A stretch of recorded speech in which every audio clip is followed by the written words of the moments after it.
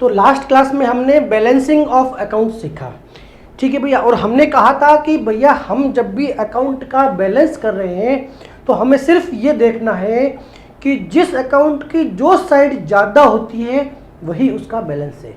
ये हमारा नटसेल था लास्ट क्लास के अंदर। अगर हमारे अकाउंटिंग स्टेज की बात करें तो हमने कहा था भाई सबसे पहला जो हमारा अकाउंटिंग का सफ़र होता है ना, वो शुरुआत होती है उसके जर्नल के साथ में। उसकी शुरुआत होती है जर्नल के साथ, जहाँ पर हम हर ट्रांजेक्शन के अंदर अकाउंट को आइडेंटिफाई करते हैं, फिर ड्यूल एस्पेक्ट ऑफ अकाउंटिंग लगाते हुए उसमें से आइडेंटिफाई करते हैं कि भाई कौन सा अकाउंट जो है वो डेबिट में जाएगा और कौन सा अकाउंट क्रेडिट में जाएगा। ये रिकॉर्डिंग हमने जर्नल में कर दी। जर्नल में रिकॉर्डिंग करने के बाद में हमने लेजर नाम की जो बुक थी, हमने कहा था देखिए ये भी हमारे लिए एक बुक थी और ये भी हमारे लिए बुक है।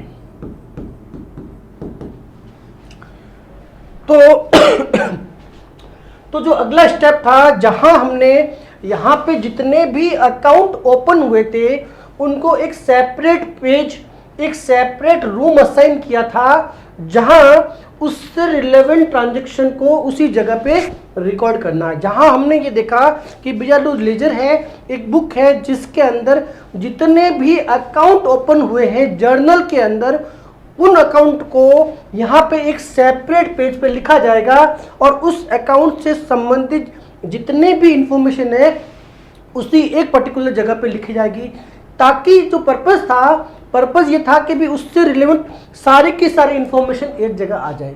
जब भी डिसीजन लेना होगा कि भी ड्यूरिंग द ईयर का कोई जरूरी नहीं है, जैसे भी आपकी रिक्वायरमेंट हो, during the month, during 6 months या क्वार्टर में या ईयरली, आपने टोटल परचेज कितनी की, आपने टोटल सेल कितनी की, टोटल कितने का फर्नीचर खरीदा है, टोटल क्रेडिटर कितने हैं, डेटर्स कितने, ये सारी इंफॉर्मेशन कलेक्टिवली एक जगह पे समराइज फॉर्म में आ जाए, इसके लिए हम लेजर बुक की तैयारी करते हैं।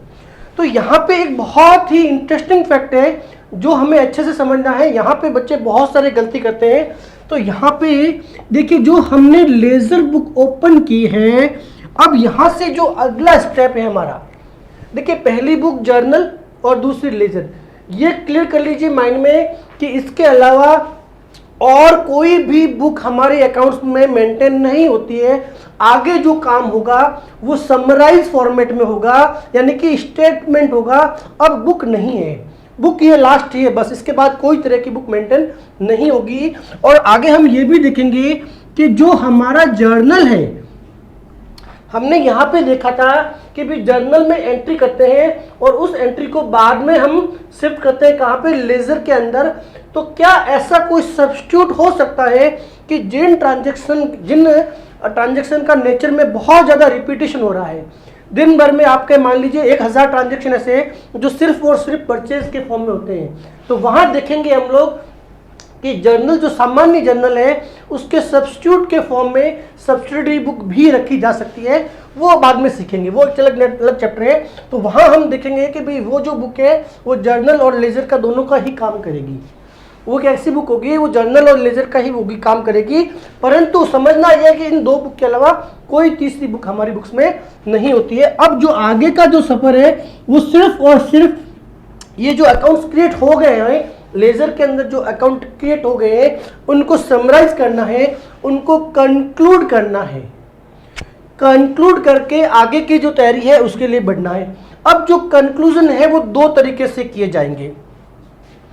लेजर में जितने भी अकाउंट क्रिएट हो गए हैं, राम के, श्याम के, purchase, sales, furniture, goods, land and building, जितने भी अकाउंट ओपन हो गए हैं उनको हमको कंक्लूड करना है। तो यहां से जो हमारा अगला सफर तय होगा उसमें हमें दो बातें देखनी है। पहली है कि जो हमने ये लेजर के अंदर अकाउंट्स क्रिएट किए हैं, क्या इनमें कोई मैथमेटिकली अर्थमेटिक एरर हुई है? हो सकता है कि एक अकाउंट से दूसरे अकाउंट में जर्नल से लेजर में पोस्टिंग करते समय कोई मैथमेटिकली एरर हो गई, तो ऐसी स्थिति में हमारे जो फाइनेंशियल स्टेटमेंट है कभी भी टैली नहीं होंगे अगर कोई भी मैथमेटिकली एरर हो गई। तो जो हमारा जो अगला स्टेप है, जहां हम लेजर के अंदर सारे अकाउंट क्रिएट कर देंगे और क्रिएट करने के बाद में, समझना मेरी बात, लेजर में सारे अकाउंट क्रिएट हो चुके हैं, अकाउंट ऑलरेडी क्रिएट हो चुके हैं। अब बात आएगी कि इन अकाउंट्स को क्लोज करो, समराइज करो कि भैया रिजल्ट क्या है, परचेज कितनी हुई, सेल्स कितनी हुई, क्रेडिटर्स कौन कौन है और कितने अमाउंट से है, डेटर्स कौन कौन से हैं कितने अमाउंट से है, क्या क्या फिक्स एसेट्स खरीदी, उनकी हमारी बुक्स में वैल्यू क्या है। ये कंक्लूड करने के बाद में हम तैयारी करेंगे फाइनेंशियल स्टेटमेंट। फाइनेंशियल स्टेटमेंट हमारी बुक्स में हम रेडी करेंगे और फाइनेंशियल स्टेटमेंट में हम बनाते हैं trading P&L, trading account, profit and loss account and balance sheet. जो हमारे बिजनेस का, हमारे जो अकाउंटिंग सफर हमने शुरुआत किया था, उसका जो एंड रिजल्ट है वो यहां पहुंच गया। यानी कि अब वो स्टेज है जहां पे हम अकाउंटिंग के लगभग लास्ट स्टेज पे आ गए हैं, परंतु इससे इस स्टेप में मूव करें, बहुत इंपॉर्टेंट समझना मेरी बात, इस स्टेप से इस स्टेप में मूव करें, क्योंकि यहीं से तो हमारा एंड रिजल्ट आएगा। तो हमें एक बार चेक करना होता है, एक बार चेक करना होता है कि भैया कहीं कोई mathematical error, arithmetic error, shifting के समय 50,000 को गलती से 5,000 रुपए लिख दिया, क्या कोई एरर तो नहीं रह गई है। तो इस स्टेज से इस स्टेज पे जाने के लिए अकाउंट्स बन चुके हैं, ठीक है, खाना बन चुका है। अब आपको एंड रिजल्ट चाहिए, एंड रिजल्ट यहां मिलेगा, पर ये जानने से पहले एक बार हम ये चेक करेंगे कि भैया कोई मैथमेटिकल एरर तो नहीं है। समझना मेरी बात, जो हमारा लेजर अकाउंट, लेजर के अंदर जो अकाउंट क्रिएट हो गए, अगला जो स्टेप है उन अकाउंट में हमने आपसे देखा था, हमने आपको बताया था कि 2 स्टेप होंगे। जो नॉमिनल नेचर के अकाउंट है वो क्लोज हो जाएंगे उसी साल, और रियल और पर्सनल अकाउंट अगले साल कैरी होंगे। कैरी अकाउंट जो होंगे उनसे हम बैलेंस शीट बनाएंगे, और जो अकाउंट क्लोज होंगे वो अकाउंट हमें उस साल क्या प्रॉफिट एंड लॉस का सही ज्ञान देंगे। तो ये स्टेप्स तो यहां हो गए, परंतु इससे इस स्टेप में घुसे उससे पहले, यानी कि यहां से यहां आए उससे पहले हमें एक बार इधर आना है, चेक करना है कि हमने जो अकाउंटिंग के 2 स्टेप लिए हैं, जहां पे हमने जर्नल से लेजर के अंदर अकाउंट क्रिएट किए हैं, क्या कोई इसमें एरर तो नहीं है। क्योंकि अगर किसी भी तरह की छोटी मोटी एरर भी हो गई तो ऐसी स्थिति के अंदर फाइनेंशियल स्टेटमेंट आपके टैली नहीं होंगे। फाइनेंशियल स्टेटमेंट टैली कैसे होते हैं वो हम आगे आपको बताएंगे, परंतु ये मानिए कि जो बैलेंसेस है वो सही फाइनेंशियल पोजीशन नहीं बताएंगे। तो ऐसी स्थिति के अंदर सिर्फ मैथमेटिकली कैलकुलेशन है, और नहीं समझना, ये मैथमेटिकली कैलकुलेशन चेक करने के लिए हम एक ट्रायल बैलेंस बनाएंगे, इसको बोलते हैं ट्रायल बैलेंस। हम हमारी बुक्स में ट्रायल बैलेंस बनाएंगे, ठीक है ना। इस ट्रायल बैलेंस में क्या होता है, जितने भी अकाउंट है, ऑल अकाउंट, उनके बैलेंसेस लिखे जाते हैं।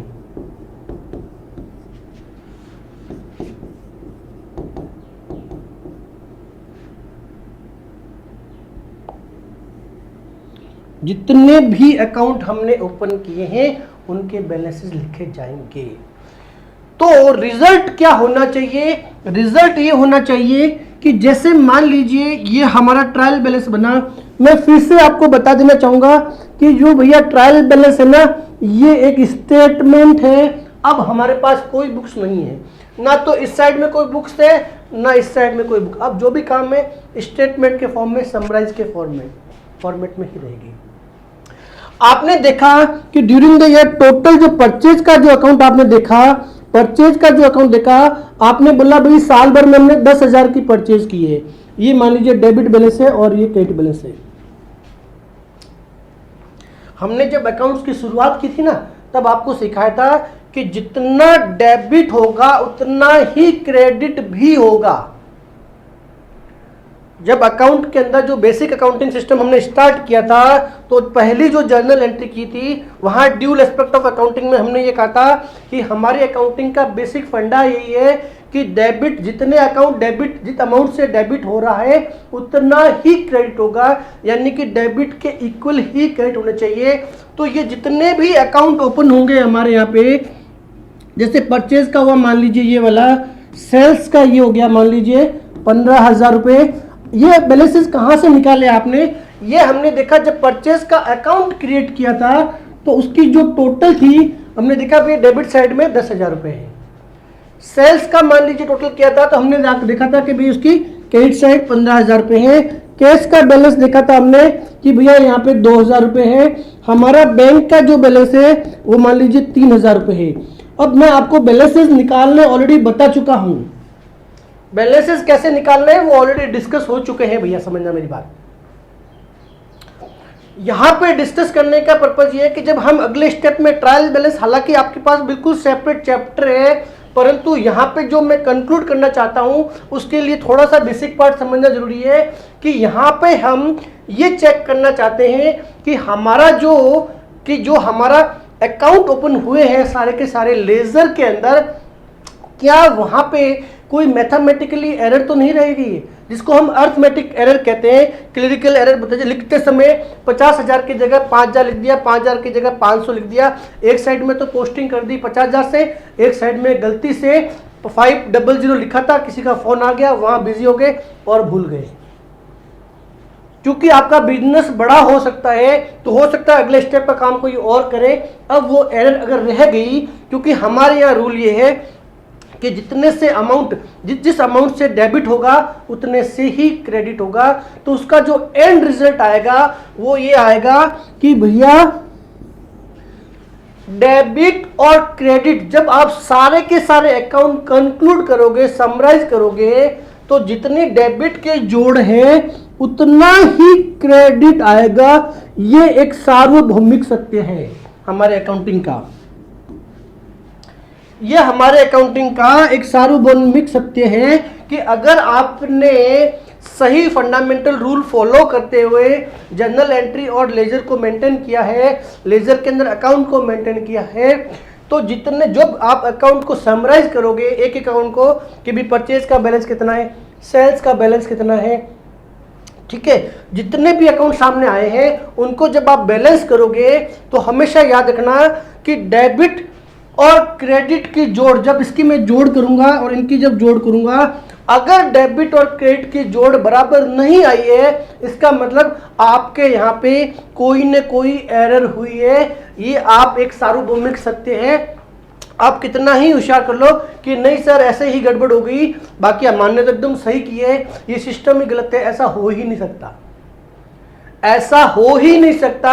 अगर दोनों की जोड़ बराबर नहीं आई है, इसका मतलब ये है कि भैया आपने कोई न कोई मैथमेटिकली एरर कर दी है, और अगर आपने मैथमेटिकली एरर कर दिए तो ऐसी स्थिति में हमें जाना है फाइनेंशियल स्टेटमेंट बनाने के लिए, तो हमारे फाइनेंशियल स्टेटमेंट सही पोजीशन कभी भी नहीं बताएंगे, तो हमें हमारी बुक्स वापस चेक करनी पड़ेगी कि हमने गलती कहाँ की, उस गलती का सुधार करना है, हमें उस गलती का सुधार करना पड़ेगा।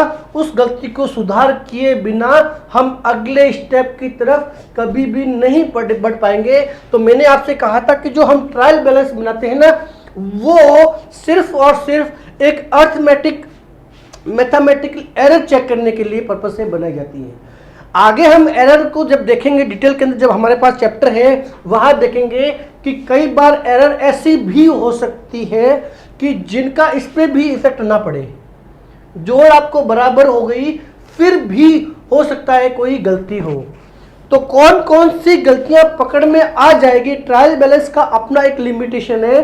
तो ट्रायल बैलेंस में किस तरह की गलतियां पकड़ में आ जाती है और किस तरह की गलतियां पकड़ में नहीं आती है।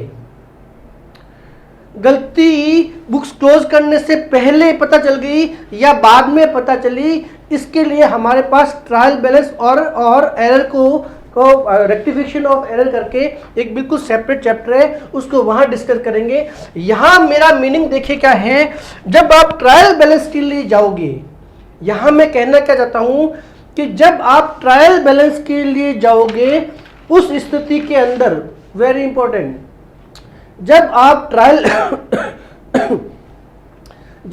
ट्रायल बैलेंस बनाने जा रहे हो तो ऐसी स्थिति के अंदर आपको यह सोचने की जरूरत नहीं है कि ये नॉमिनल अकाउंट है कि पर्सनल अकाउंट है। हर अकाउंट का बैलेंस निकालना है और वही जो बैलेंस होता है वो ट्रायल बैलेंस में लिखना है। परंतु मैंने कहा, देखिए ये वाली स्थिति जो थी हमारी, जहां हम हमारे फाइनेंशियल स्टेटमेंट बनाते हैं, तो फाइनेंशियल स्टेटमेंट के लिए हमें अकाउंट को क्लोज करना पड़ेगा। वेरी इंपॉर्टेंट, समझना मेरी बात। जब हम फाइनेंशियल स्टेटमेंट बनाएंगे, यहां पे हमने मैथमेटिकली एरर चेक कर ली, चेक करने के बाद में हमें हमारी बुक्स को इस स्टेप में लेके आना है। फाइनेंशियल स्टेटमेंट बनाने के लिए तैयारी करनी है हमें। तो फाइनेंशियल स्टेटमेंट की तैयारी करने के लिए हमने कहा था कि कुछ अकाउंट ऐसे होंगे वो क्लोज हो जाएंगे, आगे कैरी नहीं होंगे, और कुछ अकाउंट ऐसे होंगे जो बैलेंस फॉरवर्ड से क्लोज किए जाएंगे। मैंने आपको दो डिसीजन दिए थे ना कि या तो हम अकाउंट को ट्रेडिंग लिख के क्लोज करेंगे, टू या बाई एक अलग मैटर हो गया, या प्रॉफिट एंड लॉस शब्द का प्रयोग करेंगे या बैलेंस शब्द का प्रयोग करेंगे। ये मैंने आपको लास्ट क्लास में बताया था। तो फाइनेंशियल स्टेटमेंट बनाने के लिए क्या होगा, हम अकाउंट को या तो उनका जो बैलेंस होंगे या तो ट्रेडिंग अकाउंट में डालेंगे या प्रॉफिट एंड लॉस में डालेंगे, या उसको अगली साल उसके जो बैलेंसेस होंगे वो कैरी फॉरवर्ड करेंगे, बैलेंसेस कैरी फॉरवर्ड करेंगे। तीन में से एक स्टेप फॉलो करेंगे, ये हमें पता है, ये हमने अभी समझ लिया था लास्ट क्लास के अंदर। तो इसके लिए आप साथ साथ नोट करते जाइए। इसके लिए ये डिसीजन लेने के लिए हमें फिर से ये सोचना पड़ेगा कि भैया हम कौन से मेथड से हमारा आगे का स्टेप बढ़ना सोचना चाहते हैं। अगर आपको ट्रेडिशनल मेथड समझ में आता है, या आपको मॉडर्न अप्रोच समझ में आती है, मॉडर्न अप्रोच आपको समझ में आती है, जो आपको सही लगे, दोनों ही सही तरीके हैं। अगर आप ट्रेडिशनल मेथड से काम करना चाहते हो तो ऐसी स्थिति के अंदर आपके जो रियल अकाउंट है और पर्सनल अकाउंट जितने भी होंगे, ध्यान ये रखना, और तीसरी कैटेगरी थी नॉमिनल अकाउंट। फिर से आपको सोचना पड़ेगा। आपके सामने लेजर के अंदर पहला अकाउंट आया परचेज, आपके सामने लेजर के अंदर पहला जो अकाउंट आया वो आया परचेज का। तो आपको, जब आप ट्रेडिशनल मेथड से सोच रहे हो तो आप सोचोगे परचेज, भैया ये मेरा नॉमिनल अकाउंट है, ठीक है। तो मुझे अगले स्टेप की तरफ बढ़ना है। मैं फिर बता रहा हूं, मैं ट्रायल बैलेंस की बात नहीं कर रहा हूं, ट्रायल बैलेंस को, इसी बात को मैं फिर से रिपीट करूंगा ट्रायल बैलेंस में, कि ट्रायल बैलेंस में मेरा ट्रीटमेंट कैसा है और फाइनेंशियल स्टेटमेंट के लिए जो अगले स्टेप में बढ़ना है उसका मेरा ट्रीटमेंट क्या होगा, दोनों में फर्क है। तो जब मैंने पहला अकाउंट मेरे सामने आया परचेज का अकाउंट, तो मैंने मन में एक मिनट के लिए सोचा कि भैया ये मेरा कौन सा अकाउंट है, ये मेरा नॉमिनल अकाउंट है। यानी कि नॉमिनल अकाउंट है तो इसका मतलब ये जो अकाउंट है या तो मुझे ट्रेडिंग में डालना है या प्रॉफिट एंड लॉस में डालना है। यानी कि जब मेरे सामने ये अकाउंट आया परचेज का, ठीक है भैया, परचेज का जो अकाउंट आया उसकी कुछ एंट्रीज रहेगी। अब मुझे उसको कंक्लूड कैसे करना है, बाई ट्रेडिंग अकाउंट या प्रॉफिट एंड लॉस अकाउंट लिख के मैं आगे बढ़ूंगा। मुझे अभी नहीं पता है कि कौन से अकाउंट को ट्रेडिंग से करना है और कौन से को प्रॉफिट एंड लॉस से करना है, ये मैं आगे डिटेल में बताऊंगा। तो फिलहाल ये समझिए कि इसके साथ इस अकाउंट को क्लोज करना है क्योंकि ये है नॉमिनल अकाउंट। इसी तरह से अगर आपके सामने कोई मशीनरी का अकाउंट आता है, अगर आपके सामने कोई मशीनरी का अकाउंट आता है और मशीनरी के अकाउंट में मान लीजिए कुछ एंट्रीज है, अब आपको जब इसको क्लोज करना होगा तो आपको पता है कि भैया ये मेरा रियल अकाउंट है, तो इसको मैं बैलेंस वर्ड यूज करके क्लोज करूंगा या आगे लेके जाऊंगा, मैं बैलेंस शब्द का प्रयोग करूंगा। तो आपको फिर से यहां पर इस स्टेज के अंदर जहां जहां हम क्या कर रहे हैं, लेजर के अंदर एक एक अकाउंट को क्लोज या P&L में या तो क्लोज कर रहे हैं। क्लोज करने का मतलब यह हुआ कि उसको प्रॉफिट एंड लॉस अकाउंट में शिफ्ट किया, या तो उस अकाउंट को क्लोज करके उस साल के प्रॉफिट एंड लॉस अकाउंट में शिफ्ट करना है, और या उसको बैलेंस शीट में लेके जाना है। तो बैलेंस शीट का मतलब बैलेंसेस शब्द यूज का प्रयोग किया जाएगा। तो यानी कि ये वाले जो अकाउंट होंगे ना, ये कभी क्लोज नहीं होते हैं भैया, ये हमेशा कहाँ जाएंगे, ये हमारे बैलेंस शीट के अंदर जाएंगे, ये हमारे बैलेंस शीट के अंदर जाएंगे। और बैलेंस शीट का मतलब क्या होता है कि ये ऐसे बैलेंसेस है जो जिनकी जरूरत हमें अगली साल पड़ेगी। आपने फर्नीचर खरीदा, 5 साल 10 साल उसको यूज करने वाले हो, यानी कि ये वो बैलेंसेस है। अब ये जो फर्नीचर है अगली साल भी तो काम आ रहा है।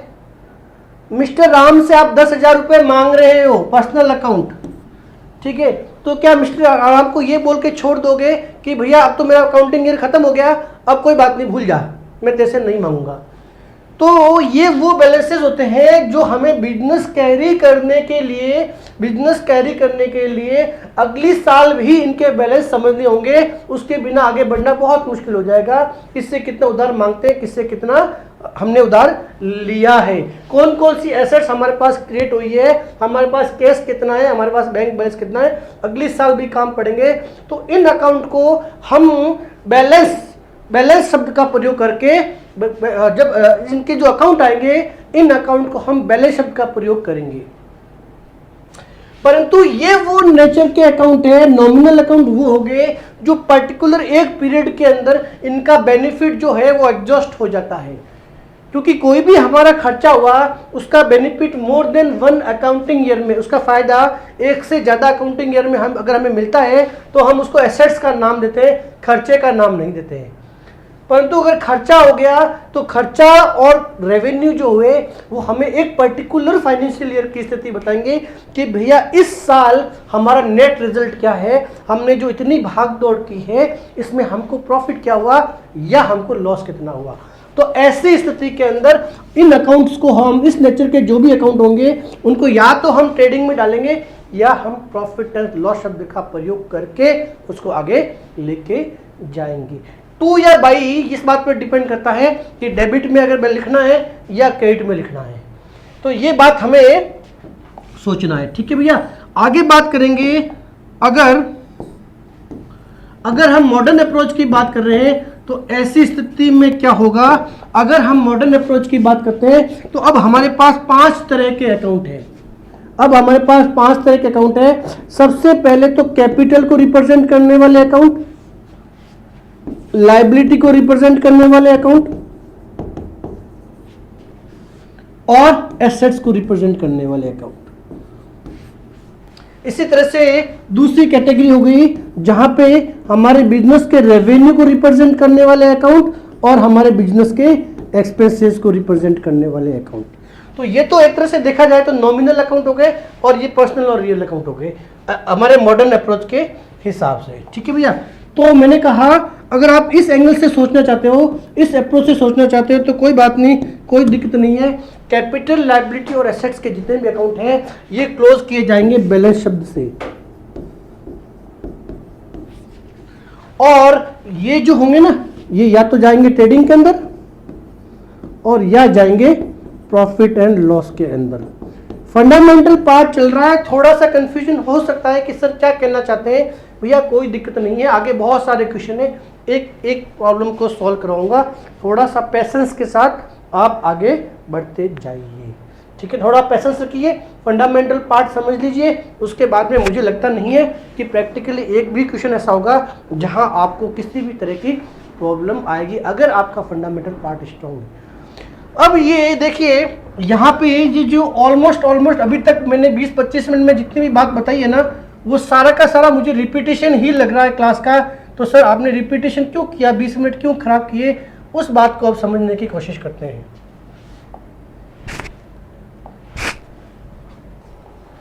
सर अभी तक जो 20-25 मिनट में आपने बात बताई ये सारी की सारी बातें लगभग पिछली क्लास में हो चुकी है, फिर आपने अननेसेसरी रिपीट क्यों किया है।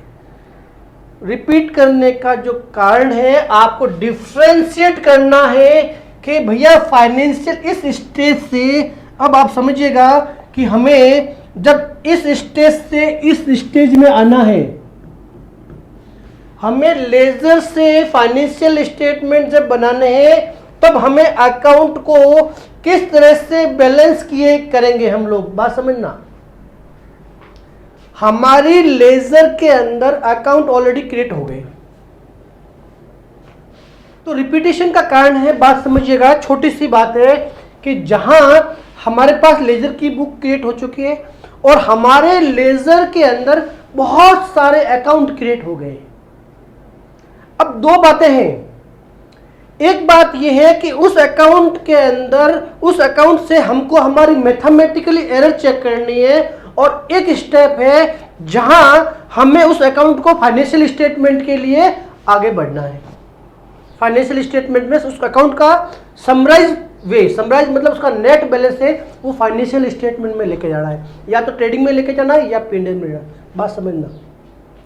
मेरे सामने अभी दो रास्ते हैं। मेरे पास एक अकाउंट क्रिएट हो गया परचेज का, मेरे सामने एक परचेज का अकाउंट क्रिएट हो गया है जहां पे कुछ एंट्रीज कर रखी है मैंने।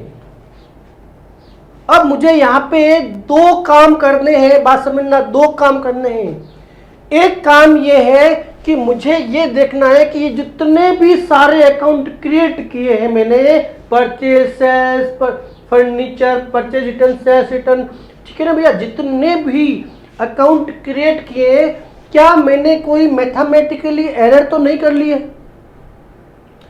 तो इस स्टेज में मुझे दो डिसीजन लेने हैं, दो काम करने, डिसीजन नहीं काम करने हैं। पहला काम करना है कि मैथमेटिकली एरर चेक करनी है, और दूसरा काम ये करना है कि इस अकाउंट को मुझे अपने फाइनेंशियल स्टेटमेंट में मूव करना है। यहां से यहां पे मूव करना है। दूसरा काम क्या हुआ, मुझे यहां से यहां पे मूव करना है, फाइनेंशियल स्टेटमेंट की तरफ मूव करना है। दो काम मुझे करने हैं। सभी बच्चों का कंफ्यूजन यही रहता है कि सर मूव करते समय क्या करें और ट्रायल बैलेंस करते समय क्या करें। बहुत सिंपल है भैया, एक बात समझना, मेरे सामने परचेज का अकाउंट आया, कोई कंफ्यूजन होना ही नहीं चाहिए, कंफ्यूजन का कोई बात ही नहीं है यहाँ पे। जैसे मेरा ये परचेज का अकाउंट है, यहां मैंने टू कैश लिखा है, मान लीजिए 15,000 रुपये, और टू मोहन लिखा है 20,000 रुपये। चलिए,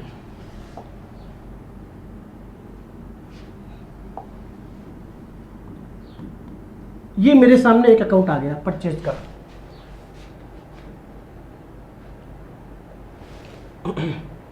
मेरा पहला टास्क है इस अकाउंट को, पहला टास्क समझना, जो परचेज का अकाउंट है उसको बैलेंस करना है इस पर्पस के लिए कि भैया कोई मैथमेटिकली हमारे जो पूरे अकाउंटिंग सिस्टम जो हमने फॉलो किया है, क्या उसमें कोई गलती तो नहीं हुई है। उसके लिए अगर बैलेंस करना है तो मेरे पास सिर्फ एक ही रास्ता है, मैं यहां लिखूंगा बाई बैलेंस CD, और कितना हो गया भैया, ये देखिए, ये हो गया 35,000 रुपीज, और यहां पे मैंने लिख दिया 35,000 रुपीज, 35,000। सर ये परचेज जो है ये तो कौन सा अकाउंट है, नॉमिनल नेचर का अकाउंट है। अभी तो आपने कहा कि नॉमिनल नेचर का जो अकाउंट है वो तो ट्रेडिंग और P&L लिख के शिफ्ट किया जाता है, यही फर्क समझाना चाहता हूं। अगर आप ट्रायल बैलेंस बनाने के लिए बैलेंस निकाल रहे हो तो भैया सारे अकाउंट, चाहे वो नॉमिनल अकाउंट हो, चाहे वो रियल अकाउंट हो, चाहे वो पर्सनल अकाउंट हो, किसी भी कैटेगरी का अगर अकाउंट है तो आपको सिर्फ मैथमेटिकली एरर ही तो चेक करनी है। तो उसके लिए आप बैलेंस शीट शब्द का ही प्रयोग कर लीजिए, इससे आपको नेट पता चल जाएगा कि जब आप कंक्लूड करोगे तो ये परचेज का मेरा बैलेंस कितना हो गया भैया, 35,000 बैलेंस हो गया। यानी कि मैथमेटिकली एरर करने के लिए, अगर चेक करने के लिए अगर आप ट्रायल बैलेंस बनाने जा रहे हो, हर अकाउंट को बैलेंस किया जाएगा और उसका बैलेंस यहां लिखा जाएगा। यहां पे 1% भी सोचने की जरूरत नहीं है कि ये जो अकाउंट है वो नॉमिनल है, पर्सनल है या रियल है। आई बात समझ में? जब आप ट्रायल बैलेंस बनाने के लिए अकाउंट की प्रिपरेशन कर रहे हो, तो ट्रायल बैलेंस मैंने कहा था कि ये हमारा अगला स्टेप नहीं है, ये अपने आप को सिर्फ क्रॉस चेक करने के लिए बनाया जाता है कि हमने कोई गलती तो नहीं कर ली। तो ये चेक करने के लिए हमने किसी अकाउंट को क्लोज नहीं करना है, हर अकाउंट का बैलेंस निकाला जाता है। तो बैलेंस निकालने का मतलब डेबिट और क्रेडिट साइड जोड़ दो। इसका बैलेंस है भैया 35,000 रुपीज और इसका 35 है, यानी कि ये हमारा ट्रायल बैलेंस हो गया। ट्रायल बैलेंस में ये डेबिट बैलेंस और जिन जिन अकाउंट के डेबिट बैलेंस है वो डेबिट में लिख देंगे, जिनके क्रेडिट बैलेंस है क्रेडिट में लिख देंगे। ये बैलेंस लिखते समय हमें 1% भी ये सोचने की जरूरत नहीं है कि ये नॉमिनल अकाउंट है, पर्सनल अकाउंट है, रियल अकाउंट है, या ये इस कैटेगरी का अकाउंट है या ये इस कैटेगरी का अकाउंट है। ये हमें सोचने की जरूरत नहीं है भैया, ये हमारा अकाउंटिंग का स्टेप नहीं है, ये हमारा सिर्फ और सिर्फ मैथमेटिकली एरर चेक करने के लिए बनाए जाते हैं। साथ ही साथ हमारा ट्रायल बैलेंस है, अगले स्टेप की तरफ मूव करने में हमारी हेल्प भी करेगा, वो एक अलग मैटर हो गया। परंतु ट्रायल बैलेंस के लिए बहुत सारे बच्चों के क्वेश्चन ये है कि अगर आपके जो इलुस्ट्रेशन देखेंगे ना, अगर बुक्स में इलुस्ट्रेशन देखेंगे तो शुरुआत के अंदर कुछ ऐसे इलुस्ट्रेशन दे रखे हैं, सारे के सारे नेचर के अकाउंट को, जितने भी नेचर के अकाउंट को, सबको बैलेंस शीट लिखा हुआ है, इररेस्पेक्टिव ऑफ कि वो पर्सनल अकाउंट है या नॉमिनल अकाउंट है, सबको बैलेंस शीट ये लिखा हुआ है। और कोई कोई क्वेश्चन ऐसा, इलुस्ट्रेशन ऐसा है जिसके अंदर कहीं तो ट्रेडिंग अकाउंट लिखा है, कहीं बैलेंस शीट लिखा है। तो 99% बच्चे इसी में कंफ्यूज हो जाता है कि परचेज का अकाउंट पहले वाले इलुस्ट्रेशन के अंदर तो बैलेंस शीट ही शब्द लिखा था और दूसरे वाले इलुस्ट्रेशन में ट्रेडिंग अकाउंट लिखा हुआ है। ये बच्चों को बहुत बड़ा कंफ्यूज होता है। तो अब आपको कंफ्यूज होने की जरूरत नहीं है, आपका जो इलुस्ट्रेशन है वो बिल्कुल सही है। पहले क्वेश्चन के अंदर आपको क्वेश्चन को पढ़िए, वो ये कह रहा है कि भाई ट्रायल बैलेंस बनाना है, उसके लिए अकाउंट को बैलेंस कीजिए। तो जब मेरे सामने परचेज का अकाउंट आया और मुझे कहा गया कि भाई ट्रायल बैलेंस बनाना है, इसके लिए इस अकाउंट को आप बैलेंस कीजिए, तो मैं बैलेंस शीट शब्द यूज कर लूंगा। मुझे कोई फर्क नहीं पड़ता है कि ये नॉमिनल है या पर्सनल है, इसके लिए मैं सारे अकाउंट में बैलेंस शीट शब्द यूज कर लूंगा। परंतु अगर मेरा स्टेप है कि भाई फाइनेंशियल स्टेटमेंट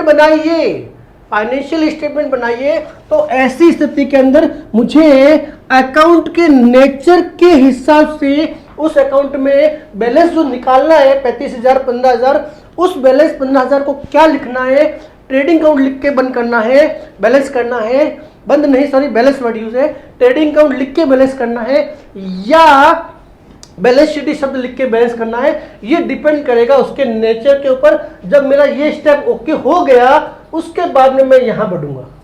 तो ये हमारा फर्क आता है, जहां 99% बच्चों को कंफ्यूजन रहता है कि सर कहां तो बैलेंस शीट लिखा है और कहां ट्रेडिंग पीरियड लिखा है।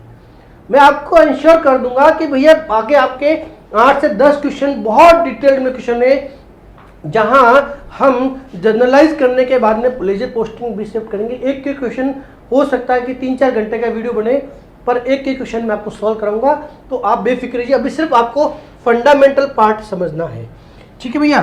तो ये हमारा, आप जल्दी से इसको नोट डाउन कर लीजिए अच्छे से। ये हमारा एक कंक्लूजन हो गया कि भाई अकाउंट को बैलेंस करते समय किन चीज़ों का ध्यान रखना है, ये आप जल्दी से नोट डाउन कीजिए। अब मैं एक और पॉइंट है हमारा, तो उस पर डिस्कस करना चाहूंगा। जब आप अकाउंट को बैलेंस करने जा रहे हो, हमने आपको बैलेंसिंग ऑफ अकाउंट 2 बातें बताई हैं।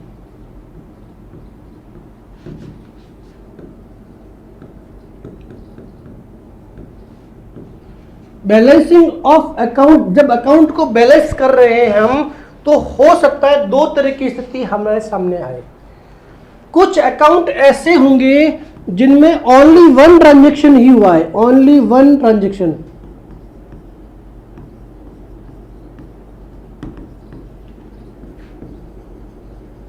और कुछ अकाउंट ऐसे होंगे जिसके अंदर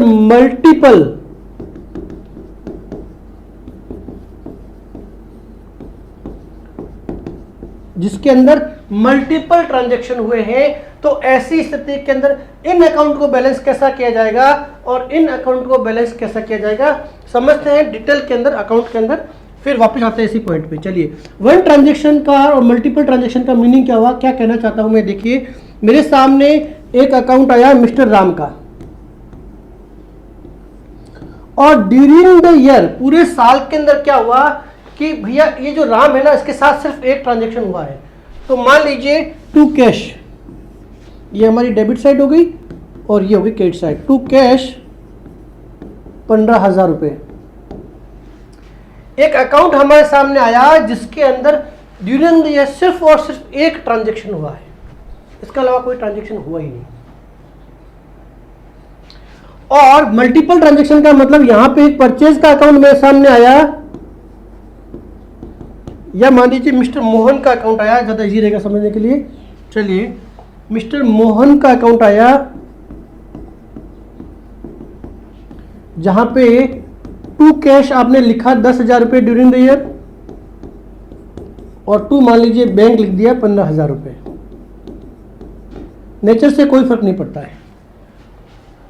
आपके सामने दो तरह के अकाउंट आ गए। एक वो अकाउंट हो गया जिसके अंदर आपने देखा कि राम का अकाउंट है और इसके अंदर सिर्फ और सिर्फ एक ही ट्रांजैक्शन हुआ है और मुझे उसको बैलेंस करना है। और एक ऐसी स्थिति आ गई जहां मोहन का अकाउंट आया और इसमें अंदर 2 या 3 ट्रांजैक्शंस आ गए, 2 या 3 एंट्री ड्यूरिंग द ईयर हो गई।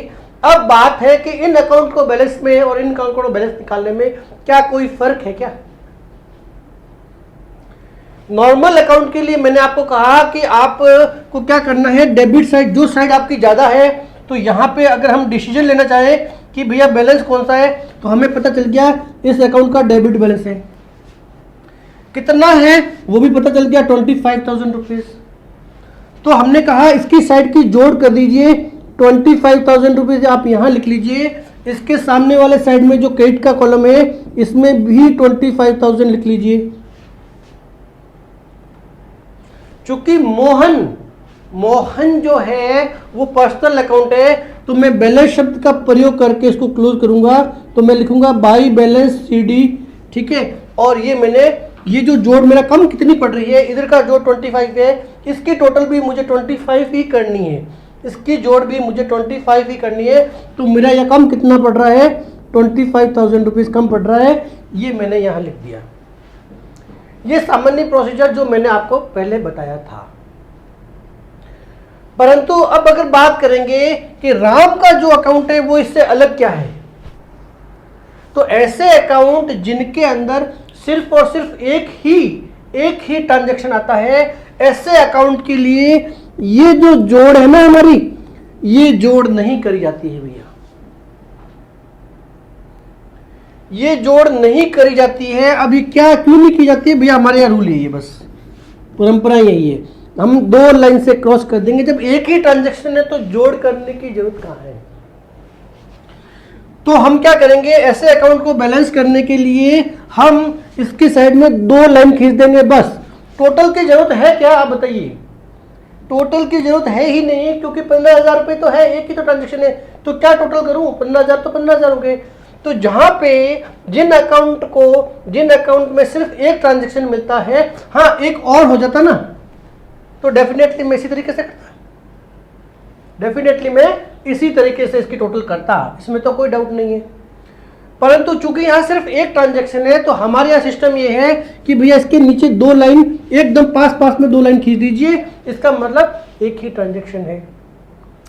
अब यहां पे भी 2 लाइन खींच दीजिए, टोटल करने की जरूरत नहीं है। तो अब डिफरेंस कितना है, 15,000 रुपए बैलेंस CD। चूंकि क्रेडिट साइड में इसके लिए बाई शब्द का प्रयोग कर लूंगा। तो जहां पर सिर्फ और सिर्फ एक ट्रांजैक्शन है, वहां पे सिर्फ आपको 2 ऐसे लाइन खींच लेनी है, गैप नहीं होना चाहिए। गैप तो उनके लिए होता है जहां आप 15,000 रुपये आपको लिखने होते हैं, या ऐसे ना करके सिर्फ आपको ऐसे करना है।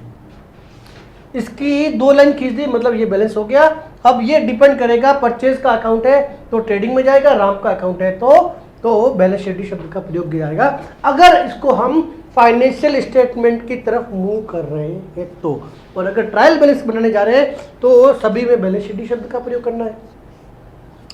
तो ये हमारा पार्ट हो गया जहां हमने देखा कि हमारे अकाउंट को जब बैलेंस कर रहे हैं, बात समझना, जब हम हमारे किसी भी अकाउंट को बैलेंस कर रहे हैं तो उसको टोटल मार्क का डिफरेंस निकालना है या सिर्फ 2 लाइन खींचनी है, ये इस बात पे डिपेंड करता है कि वो जो अकाउंट है उसके अंदर नंबर ऑफ ट्रांजेक्शन कितने हैं। अगर एक ही ट्रांजेक्शन है तो इस तरह से क्लोज किया जाएगा, मोर देन 1 ट्रांजेक्शन रिकॉर्डेड है उस अकाउंट के अंदर तो उसकी हमें इस तरह से बैलेंस निकालना है। ये समझ में आ गया होगा। अब हम आगे बढ़ेंगे।